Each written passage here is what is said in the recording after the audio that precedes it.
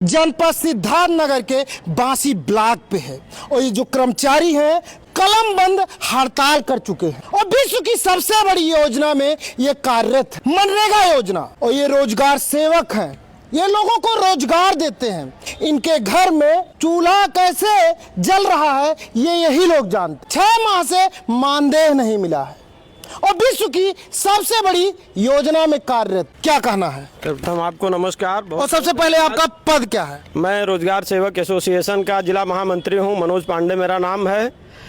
हम लोग आज कलम बंद हड़ताल करने पर इसलिए विवश हुए हैं कि विगत 6 माह से रोजगार सेवकों को मानदेय नहीं मिला है।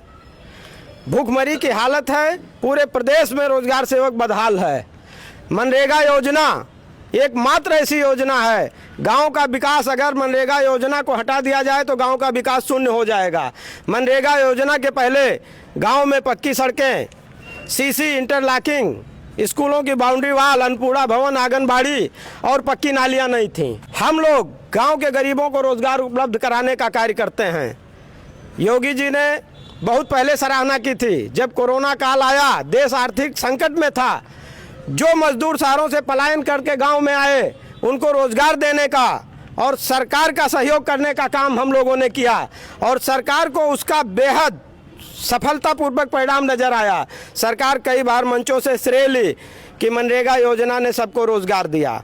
भूखमरी के कगार पर कोई व्यक्ति नहीं पहुंचा, लेकिन आज हमारा संगठन, हमारा एसोसिएशन, हमारा विभाग भूखमरी के कगार पर है। सरकार निरंतर उपेक्षा करती जा रही है।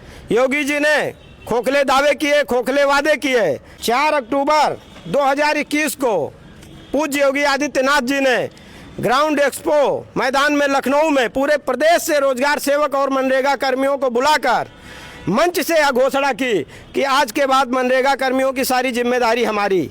उन्होंने घोषणा की कि HR पॉलिसी लागू होगी, सम्मानजनक मानदेय मिलेगा, स्वास्थ्य बीमा मिलेगा। लेकिन आज तक माननीय योगी जी के द्वारा की गई घोषणाओं में से एक भी बात हम लोगों पर लागू नहीं हुई, बल्कि हम लोगों का उत्पीड़न और प्रताड़ना बढ़ता ही गया। ग्राम रोजगार सेवक पंचायत मित्र वेलफेयर एसोसिएशन के संरक्षक हमारे जिले के सांसद माननीय सांसद जगदम्बिका पाल जी हैं। जगदम्बिका पाल जी खुद को बड़ा वक्ता बताते हैं, हमारे जिले के लोग उनको बड़ा नेता भी मानते हैं। लोग कहते हैं कि उनका बड़ा कद भी है, लेकिन माननीय जगदम्बिका पाल जी अपने हर चुनाव में रोजगार सेवकों का मदद लेते हैं, हर चुनाव में मदद लेते हैं।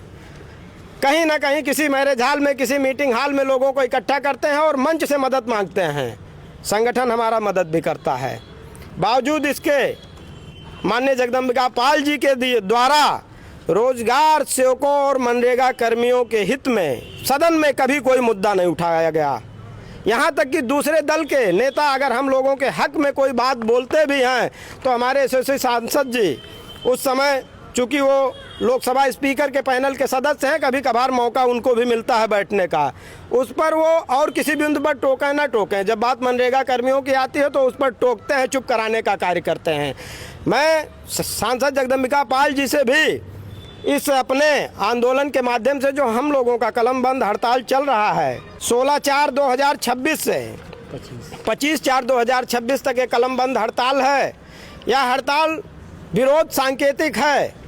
1 मई को मजदूर दिवस है। 1 मई को उत्तर प्रदेश के सभी जिला मुख्यालयों पर बहुत जोरदार धरना लगाने का कार्य हम लोग करेंगे और उसमें पूरा शक्ति प्रदर्शन करेंगे, अपनी ताकत दिखाएंगे और सरकार को यह दिखाने का कार्य करेंगे कि रोजगार सेवक मन बदल रहा है।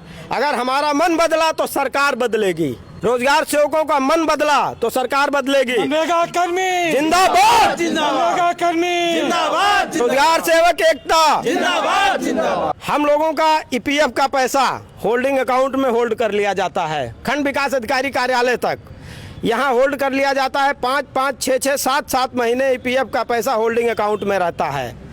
उस होल्डिंग अकाउंट का पैसा अगर हमारे UN खाते में जमा होता तो उसका जो भी इंटरेस्ट मिलता हम सभी कर्मचारियों को मिलता। होल्डिंग अकाउंट के इंटरेस्ट का पैसा अधिकारी कहाँ ले जा रहे हैं, कहाँ खा रहे हैं, इसकी भी कोई सुध सरकार नहीं लेती। अधिकारियों के नाते ही मनरेगा कर्मियों की सारी उपेक्षा है।